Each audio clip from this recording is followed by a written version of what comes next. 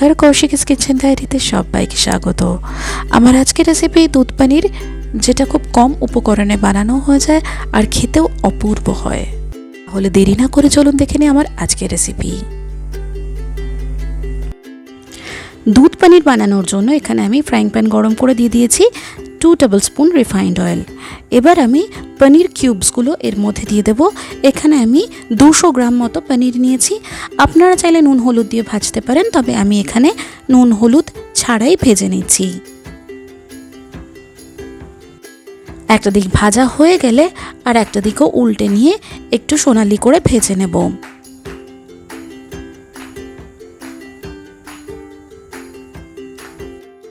পনিরগুলো ভাজা হয়ে গেছে, এবার এগুলো তুলে নিয়ে একটা বাটিতে নেব, যেটার মধ্যে আমি আগে থেকেই জল রেখে দিয়েছিলাম আর সামান্য নুন দিয়ে দিয়েছিলাম।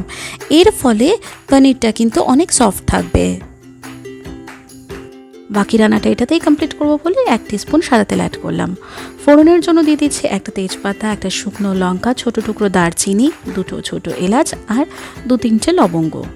ফোড়নের সুন্দর গন্ধ বের হলে এর মধ্যে আমি দিয়ে দেবো 1 টেবিল স্পুন আদা বাটা।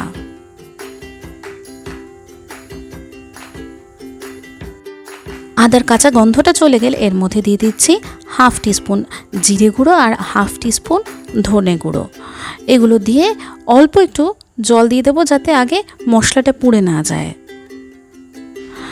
খুব বেশি মশলা কিন্তু এখানে ব্যবহার হয় না। আর দিয়ে দিচ্ছি আমি এখানে সামান্য পরিমাণ 1/2 teaspoon Kashmiri red chilli powder. এটা জাস্ট একটা সুন্দর কালারের জন্য।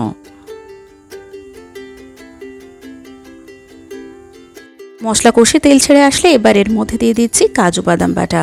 এখানে আমি 10 থেকে 12টা কাজু বাদাম অল্প একটু দুধের সাথে পেস্ট করে নিয়েছি, একদম মিহি পেস্ট।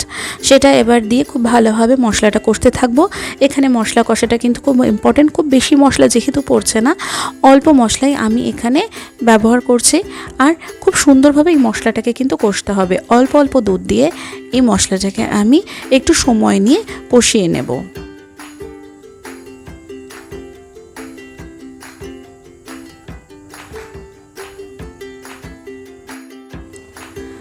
মশলা থেকে দেখুন তেল বেরোচ্ছে এবং কালারটাও কত সুন্দর এসে গেছে। এবার এর মধ্যে আমি দিয়ে দেব খুব সামান্য পরিমাণ গরম মশলা। এখানে আমি 1/4 টিস্পুন মতো গরম মশলা দিয়ে দিচ্ছি। আর দিয়ে দেবো এখানে আমি স্বাদ মতো নুন আর চিনি। সব কিছু দিয়ে আবারও খুব ভালোভাবে মিশিয়ে নেব।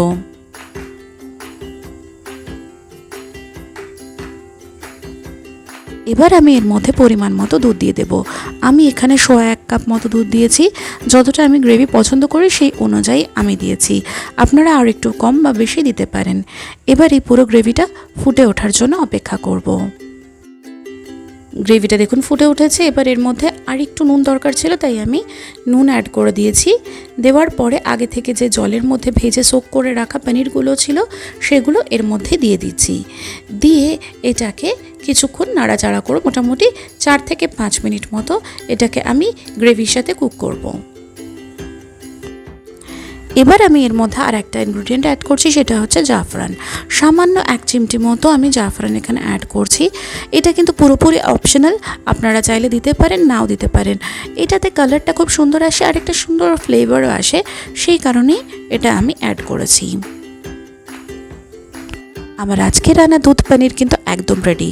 আপনারা চাইলে এটা রুটি, পরোটা, নান, ফ্রাইড রাইস, জিরা রাইস বা পোলাও সব কিছুর সাথে সার্ভ করতে পারেন। সব কিছুর সাথেই খুব ভালো লাগে। আমি এর থেকে বেশি গ্রেভিটাকে শুকোচ্ছি না, কারণ এটা ঠান্ডা হয়ে গেলে আর একটু এমনিতেই টেনে যাবে। আজকে রান্না যদি আপনাদের ভালো লাগে তাহলে চ্যানেলটি সাবস্ক্রাইব করতে ভুলবেন না, আর পাশে থাকা বেল আইকনটিও প্রেস করে পাশে থাকবেন। আজ এটুকুই, পরে দেখা হবে অন্য কোনো রেসিপির সঙ্গে। নমস্কার।